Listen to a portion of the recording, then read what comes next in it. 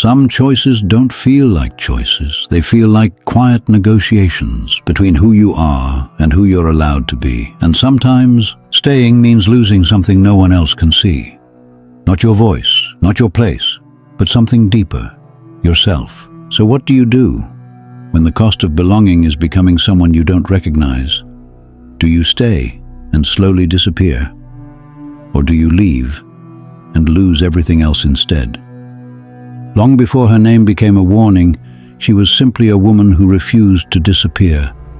According to one ancient story, before Eve, there was another, a woman created from the same earth as Adam, not beneath him, not above him, equal, at least in the beginning.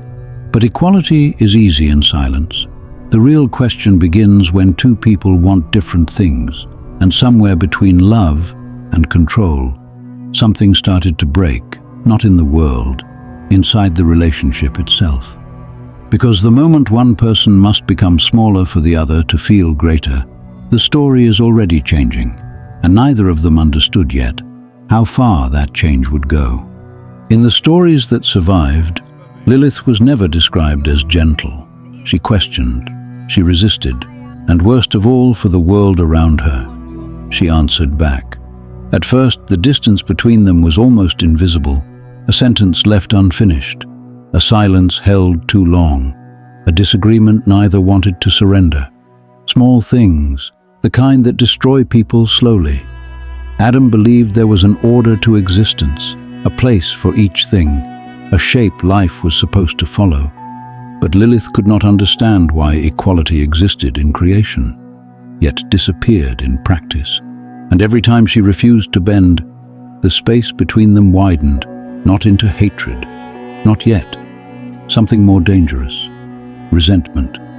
Because love becomes fragile the moment it starts demanding permission to be itself. And somewhere deep inside that garden, two people began realizing they were not fighting over a moment.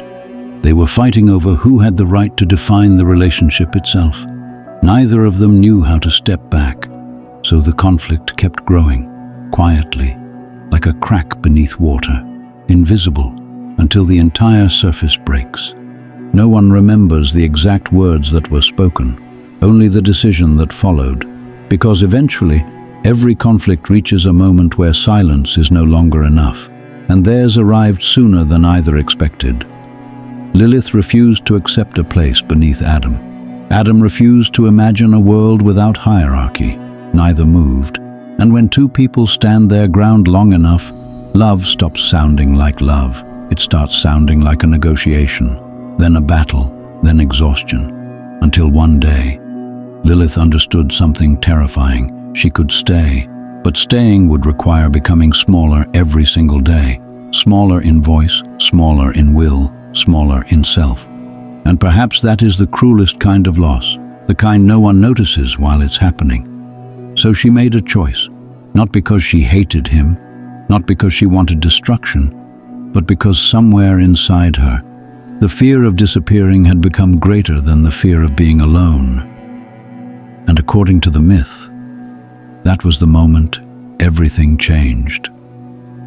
Lilith left the garden, not knowing that once she crossed that boundary, the world would never describe her the same way again. At first, there was only absence. The garden continued without her. The world moved on, and for a while, it seemed as though nothing had changed. But stories have a strange relationship with people who leave, especially women who leave, because the moment someone walks away from the role the world prepared for them, the story rarely asks why. It asks something else. What must be wrong with them? And slowly, Lilith began changing inside the mouths of others. The woman who refused submission became dangerous, then unnatural, then something darker. The stories no longer described her as human. They described her as a warning, a creature of the night, a whisper near sleeping children, a presence carried by fear itself. And perhaps the strangest part is this: we still don't know when the transformation truly happened. Did Lilith become a monster after leaving the garden? Or did the world simply need her to become one, so no one else would follow? Because sometimes society does not punish people for doing evil. Sometimes it punishes them for refusing to remain understandable.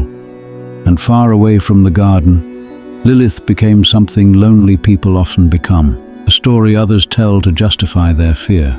But freedom is rarely as beautiful as people imagine it to be, because leaving something behind does not guarantee peace. Sometimes it only changes the shape of your suffering. And somewhere beyond the garden, beyond the stories, beyond the anger, Lilith was finally alone, truly alone.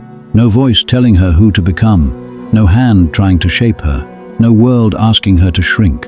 Only silence, the kind that feels powerful at first, then heavy, then endless. Because independence can save a person from control, while slowly isolating them from everything else.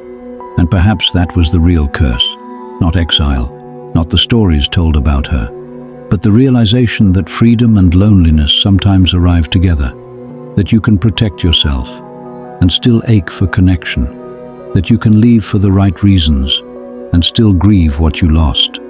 Because human beings are strange, we want truth, but we also want belonging, and sometimes life forces us to choose between them.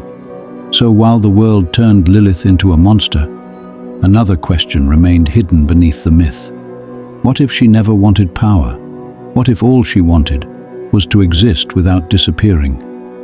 And maybe that is why the story survived, not because of demons, not because of religion, not even because of the garden, but because somewhere inside it, people recognized themselves. Because most of us will eventually face a moment where staying costs too much.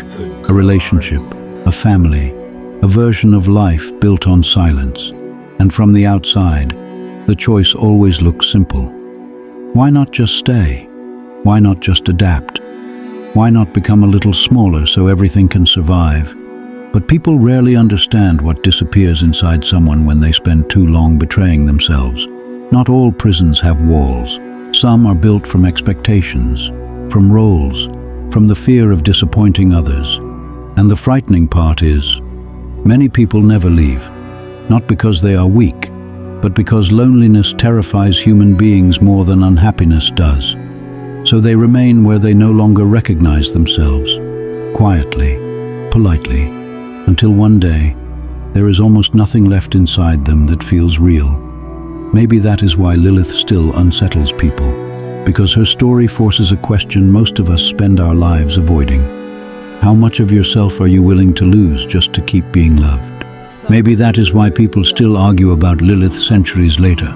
Some see her as selfish, others see her as brave. But perhaps the real reason her story survives is because it refuses to give us a comfortable answer. Because if staying means losing yourself, leaving no longer feels entirely wrong. But if leaving costs love, belonging, and every place that once felt like home, then freedom stops feeling simple too. And maybe that is the tragedy hidden inside the myth. Not that Lilith left, not that the world feared her, but that some choices in life destroy something valuable no matter which path you take. So here is the question the story leaves behind.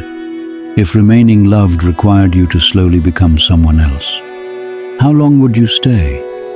Because perhaps the oldest myths were never created to teach us who was right. Perhaps they were created to confront us with the choices we pray we never have to make. And maybe the most frightening part of all is realizing there are no perfect answers waiting at the end, only consequences.